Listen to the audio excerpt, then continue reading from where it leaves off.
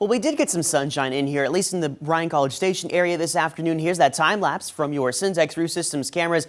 But as you were to look out closer to the northern end of our region, well, they were stuck under a little bit more of that cloud cover. And of course, these are working in different directions too. You notice the lower clouds and the higher clouds are moving in opposite ways, just, because of the way the winds in our atmosphere are at work today. So the cloud cover is actually going to stay with us through a little bit of tonight. And you'll notice that a lot of it still has been staying up to our north, but this is going to move in a southerly direction as we head into tonight, so things are going to be getting a little bit cloudier. And yes, unfortunately for some parts of Robertson and Leon counties, they've actually been stuck under that low cloud cover all day, and those areas definitely ended up on the cooler side. But for Bryan College Station, as we head throughout the next little bit, we're going to be talking about those temperatures falling through the 60s and into staying in the 60s for the next little while as we go throughout the evening. It's going to take a little while to cool off, but we will eventually. We're going to fall into the 50s.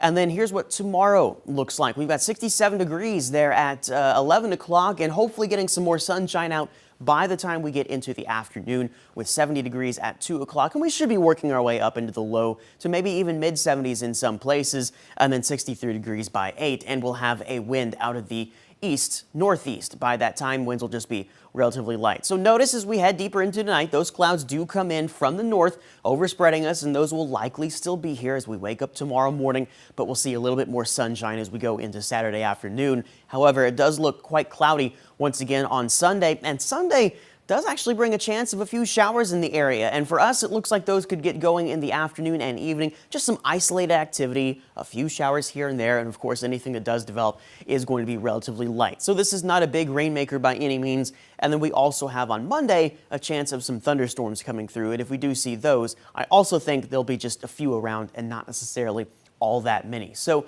like I said, as we head throughout the evening, the winds will kind of be out of the east-northeast, and we'll be looking at a northeast wind for tomorrow morning at about 6 to 9 miles per hour. So nothing overly breezy, but it is going to be breezy on Tuesday. I'll show you that here in just a little bit.